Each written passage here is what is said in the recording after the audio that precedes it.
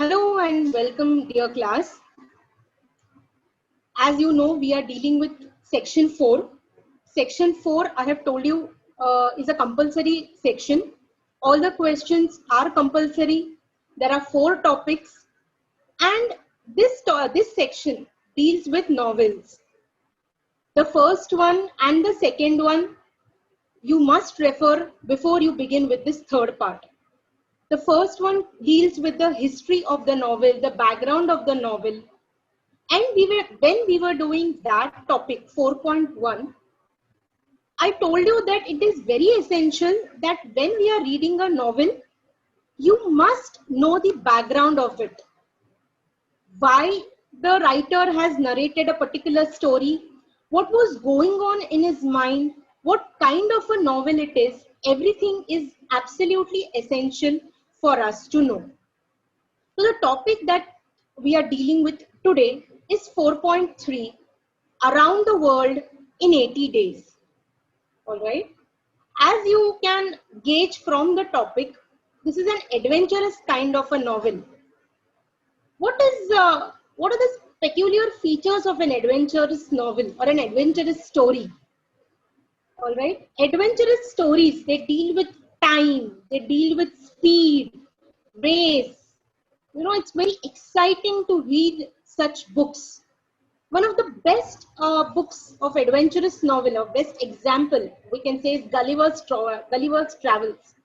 I have referred to this book, Gulliver's Travels by Jonathan Swift, in 4.1, in which the hero of the story, he travels to various places. He lands up on various islands. On one particular island, he finds that people are really very tiny. Okay, but on the other, he finds that people are really huge as compared to him.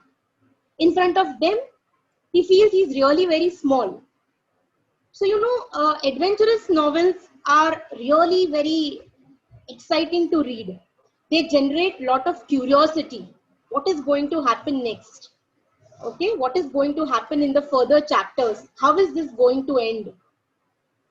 So similarly, this particular writer, Julius Gabriel Verne, a French novelist, a poet, and a playwright. Okay, he's written even plays, dramas. Okay, so what is he more famous for? He's more famous for his adventure novels, which include Journey to the Center of the Earth, 20,000 Leagues Under the Sea, Around the World in 80 Days. Okay, films have been made on these books.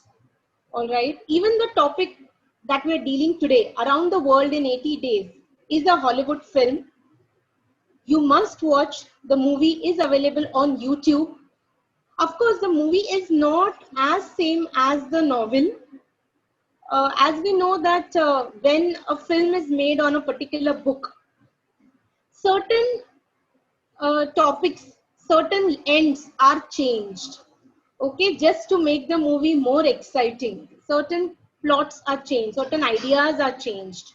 But then even in spite of that, we equally enjoy watching a film. So students, you must watch this film as well, Around the World in 80 Days. Now, Verne is generally considered a major literary author in France and Europe. He has been the second most translated author in the world. Yes, students, he is the second most translated author in the world. First being Agatha Christie. She's famous for her novels on crime, okay, suspense, murder mysteries. And the third is William Shakespeare. So Verne is the second most translated author in the world. Now, when we read a novel, when we are studying a novel, for our exam point of view, what is important? We have to understand the theme, we have to understand the plot, and then we go about doing one chapter of the novel. We don't have the complete novel for our exam. We have only one particular chapter for our exam, for our theory part. Same was with 4.2, and now in 4.3 also the same pattern continues. Now this 4.3 is going to be asked, is going to be examined for 4 marks, all right, which is compulsory. Thus it is important, but then it's interesting as well. So moving further, we have the characters: Phileas Fogg, Passepartout, Auda, and Detective Fix. Now, let me not spoil the story. Let's go ahead to understand the plot, the theme. Okay, this is the theme. The novel is full of adventure and excitement. As I told you, since this novel, the title itself says Around the World in 80 Days. So we can make out that it's full of adventure, excitement, which the readers come across and enjoy from the beginning to the end.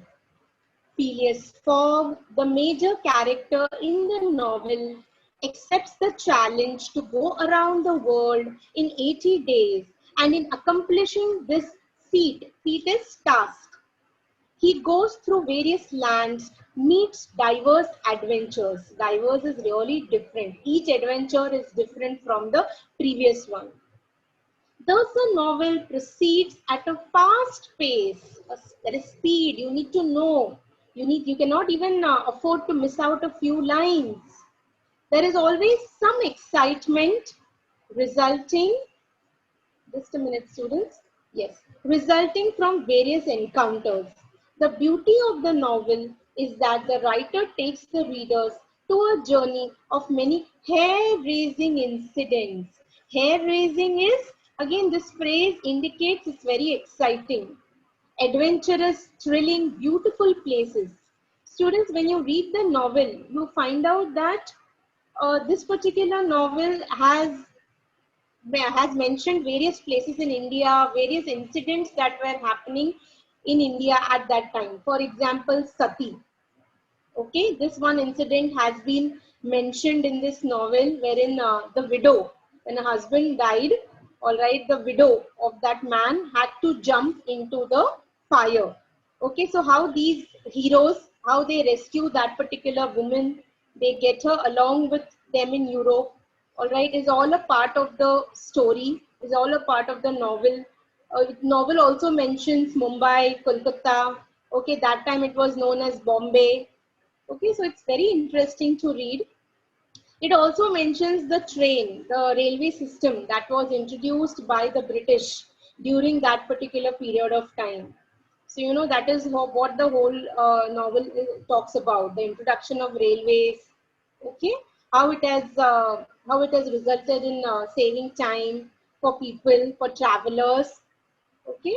The most important feature of this adventure novel is time.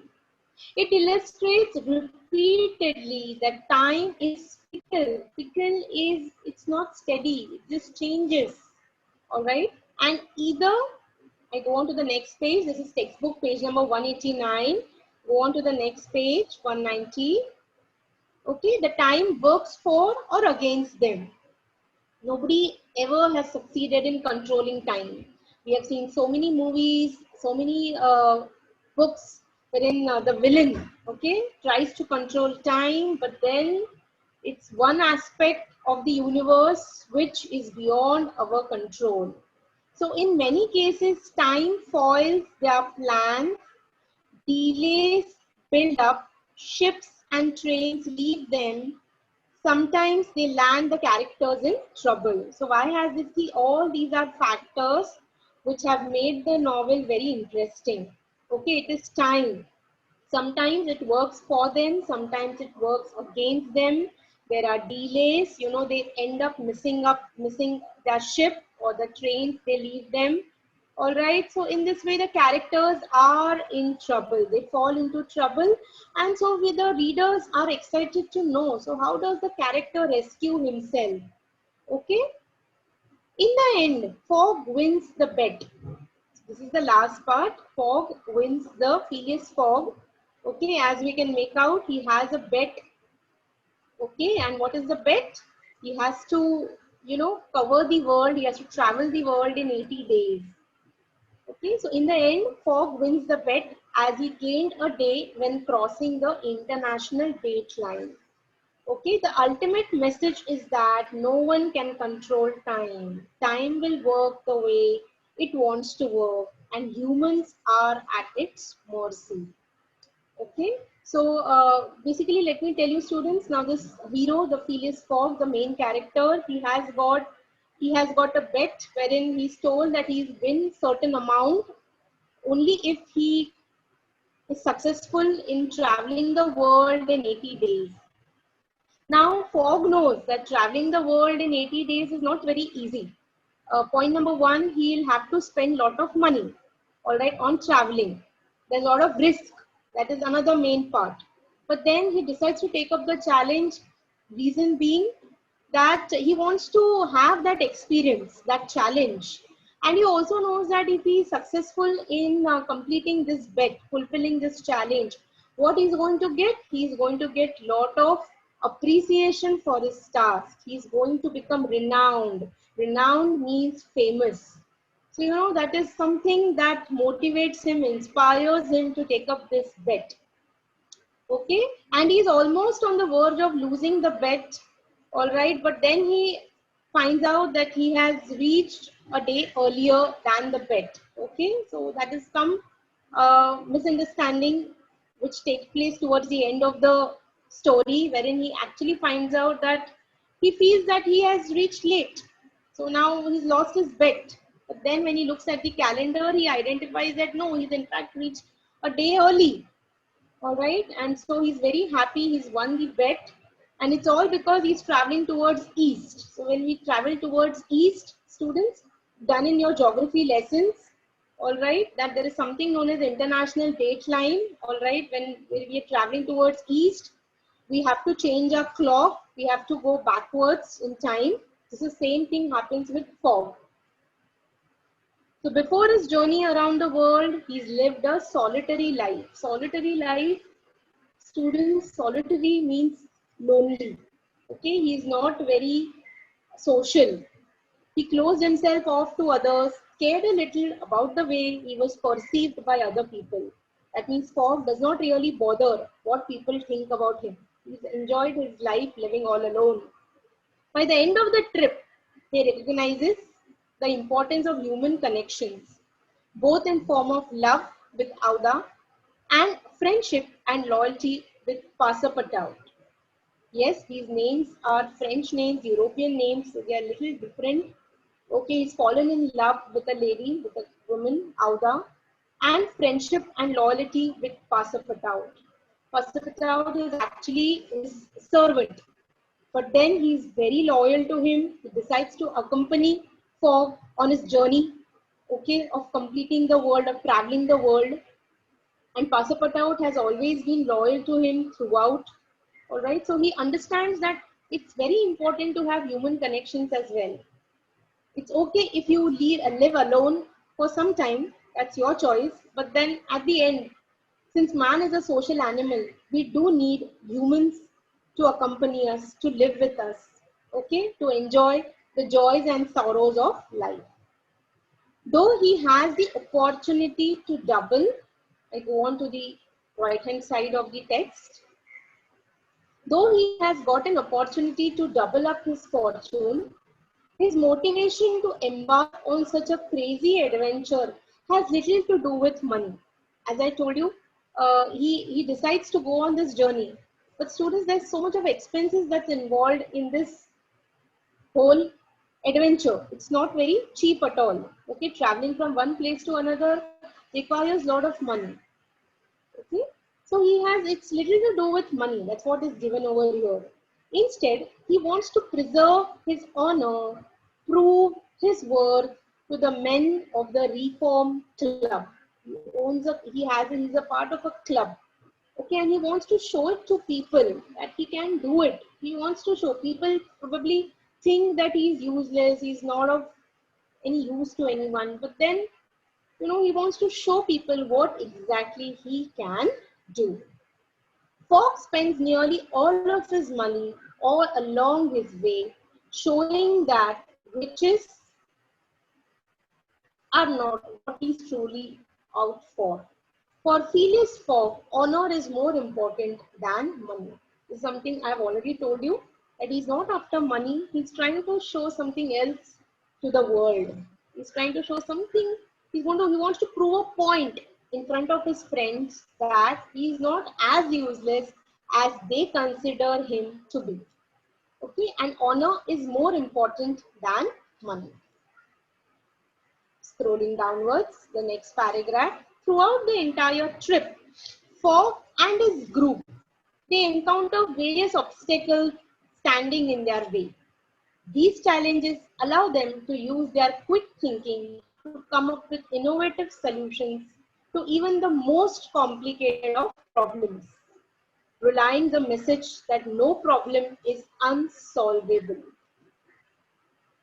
Students, we have heard this very frequently, that time and experience, they teach you many things that even a book cannot teach.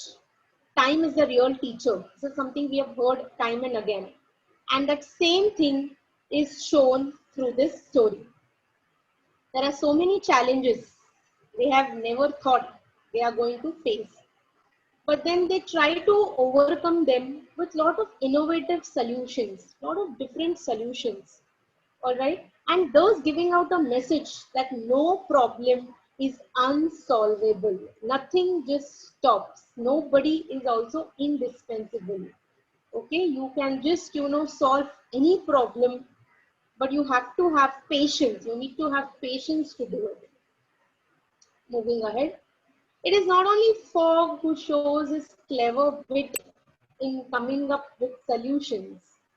Passepartout too shows his ingenuity in multiple situations.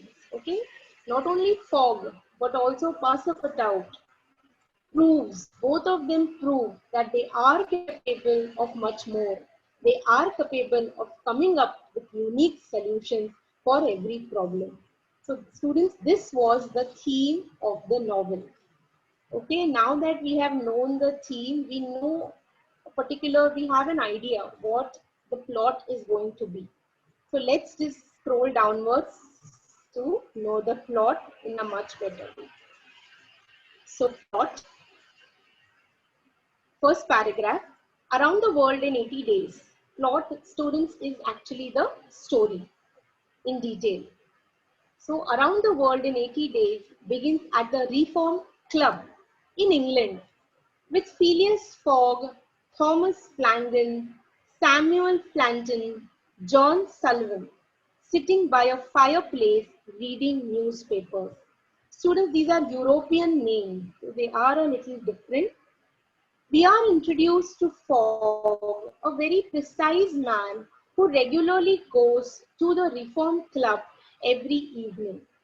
Now, we don't know much about this character of Fogg. We just know that he's a part of this Reform Club. He visits this club every evening, and here we can imagine, we can visualize that all these men, they are sitting there reading newspapers. Students, this was a time when all over the world, all right, a lot of activities were going on, a lot of changes were going on. Even in Europe, there were many machines that were introduced. They were, identified. At the Reform Club, I'm reading the second paragraph. Okay, for Flanagan, Panton, Sullivan, they are talking about a recent bank robbery. This conversation leads to a wager. That's a bet. Okay. Fogg is quite sure he can travel around the world in 80 days, while Sullivan doesn't believe it can be done. Sullivan, Flanagan, Planton think Fogg is not considering the unexpected. All of the men accept the wager for 20,000 pounds. Pound is their currency, the European currency. Okay, they all come, these three men, and including Fogg, the fourth one, they all come up to a bet. Fogg believes that it's possible because of the railways. Traveling has become more convenient, much more easier. So he feels that it's not a big deal traveling around the world, and he can travel the world in 80 days. So there is a bet, there's a wagger here. Okay, for how much? For the amount is big, 20,000 pounds. Okay, this is the beginning of the entire plot. I'm reading the third paragraph. And from then on, we see how Fogg goes around the world and we witness the amazing adventure that he has with his companions. The main plot is based on Fogg's travels, while other such plots merely support the central theme. You can underline this sentence. The main plot is based on Fogg's travels. Okay, while other plots merely support the central theme. This is all secondary. You know, his friends, they are just minor character. The main plot, the main theme in the story is Fogg's travels, the adventure that he has, the various places. There's so many names are mentioned in the story. Okay, 6. New character is introduced. He is a detective. Okay, and he's following this man. He's following the main character, Fogg. Okay, he's following him all over. He believes that Fogg is the bank robber who has robbed a great sum from the Bank of England. You know, probably he finds this character Fogg very mysterious. Okay, he finds him traveling. So probably he grows a little suspicious. Okay, उसे शक होता है. Suspicious मतलब शक होना, doubt होना. Okay, so he feels that probably this man Fogg, okay, he's a robber and he's robbed a great sum from the Bank of England. So wherever Fogg goes, he follows him. Mr. Fix, a detective, he follows him everywhere Fogg goes, and he tries to put obstacles in his path. Okay, he tries to, you know, before arresting him, he wants to be sure that he is the same robber. So he tries to intentionally put obstacles, difficulties, make his path difficult so that he can arrest him. Okay, he's just waiting for a warrant. Okay, we all know that we have heard this word in movies that before a person is arrested, they need a permission which is called as warrant. So he's waiting for the warrant from England. The suspicion that Fogg might be a clever gentleman robber is the sub-theme of the book. Alright, he feels that he is a robber, but then he's a very smart robber. He's dressed in really good clothes. Okay, he's dressed as a gentleman. Okay, so that is the sub-theme of the story. And the author makes the reader really suspicious. The reader also is, you know, forced to think, forced to consider, and maybe yes, somewhere maybe Fogg has done this award, because we don't know much about Fogg. Nothing much is told about the character Fogg. He lives a solitary life, a lonely life. He's not bothered what people think about him. So you know, this somewhere tries to you know, create a picture that yes, maybe Fogg has committed the robbery. What is it? Okay. See, even Passapartout, okay, Passapartout, his servant, even he feels that maybe his master is a robber. He's trying to hide the entire big sum of money, robbed money. Though in his heart he has ample trust in Fogg's integrity, honesty. He knows, somewhere he knows that his master is honest. But you know, with the kind of incidents that are happening in the novel, he feels that yes, maybe his master is a thief. Okay? The plot moves ahead with Fogg trying through various obstacles to reach London in time. He goes through, see, these are the names. He goes to the cities that he has traveled.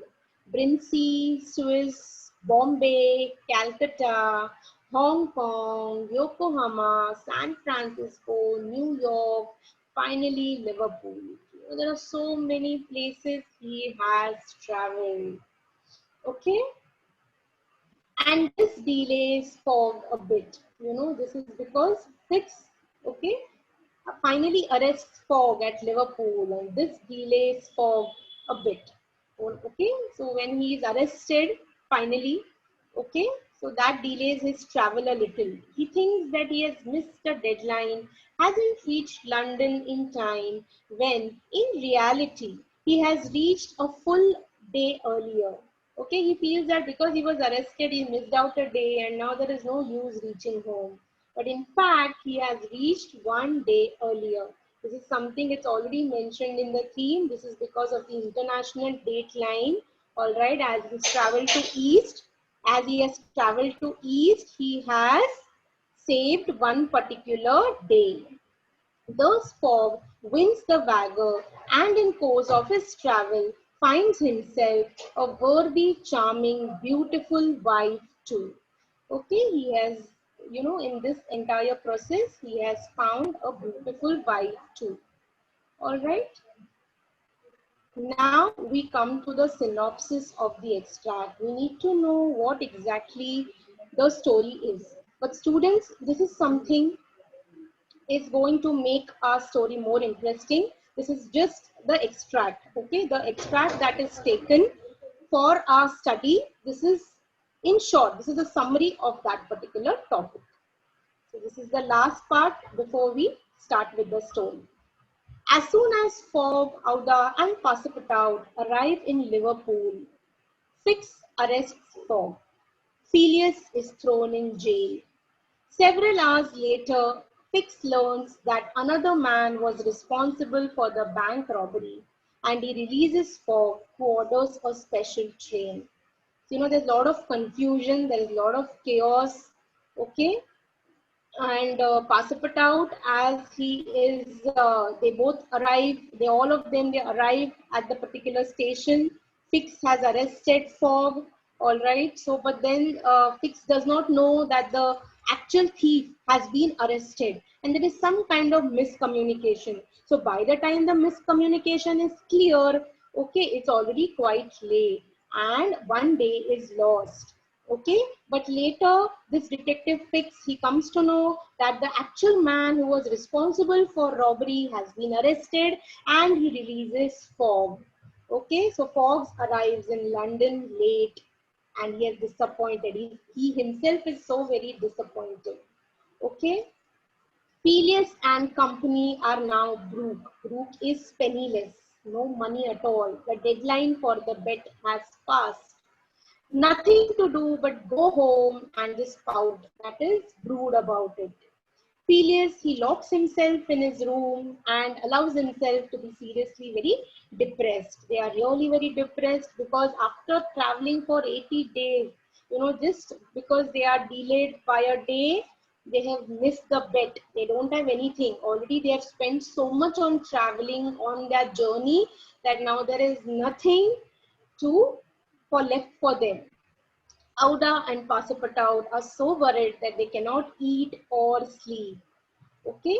The following evening, Fogg apologizes to Auda for being unable to provide for a comfort as a result of losing the bet. Okay, she actually is a lady who's been with him, but then he tells her that he cannot offer her anything because he himself is broke. Broke is penniless.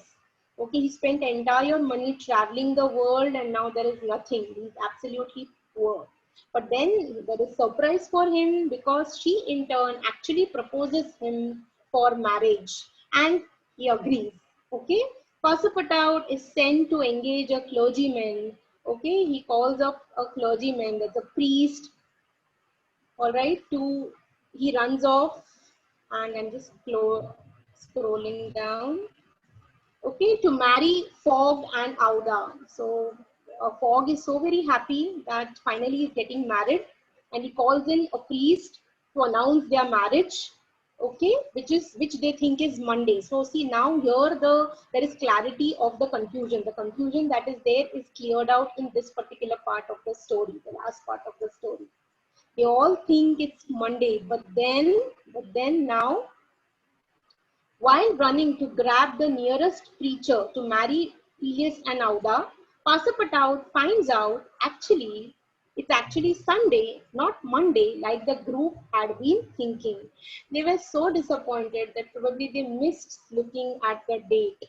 Okay, they were so very upset that they have reached one day late, that they forgot to organize their calendar. They felt it was Monday, but no, it was actually a Sunday. And this is something Pasapataud only realizes when he is out looking out for a priest. Okay, because Fogg and Auda have to get married. Traveling eastward around the world, Phileas Fogg, okay, he's actually a master calculator, organizer. He had forgotten the time. Okay, look at the irony. Fogg is supposed to be a very precise person, a perfect person, accurate person. But the most accurate person made this mistake. He forgot the time, all right, and he made this mistake in the time zone. They had traveled east, they had actually saved a day, they have been supposed to organize their watch a day earlier, but then they haven't done that. Okay, this is something we learn now. He learns that their journey through the time zones gained them a day. They actually saved a day and they were not late. Passapartout races home, grabs Phileas by collar, shoves him into a cab, deposits him at the club. Passapartout is so very excited that he goes home, he grabs Fogg. Okay, they all go to the club. Phileas presents himself with minutes to spare and effectively wins the bet. So in the end, it's a happy, happy ending wherein Fogg gets married. He's even won the bet and he's also appreciated for his travel. He's rich once more, but more important, as he says to himself, he's won the heart of a charming woman. So Fogg not only has he won the money, he's also won his love of his life, his lady. All right. So in the end, just because of a small confusion, okay, he had almost lost the bet, but then they are all three of them, they are very happy that they have finally won the bet because of the correct calculation this time. So, students, this is what was the theme, the plot, and the synopsis of the extract, the summary of the extract. In the second part of the story, we are actually going to come to the main part of the novel, which is there for your exam. Till that time, students, I want you to read and listen to this lesson so that you are clear with the topic. I'm sure you're going to find this interesting. So, till next time, students, thank you so much. Bye-bye.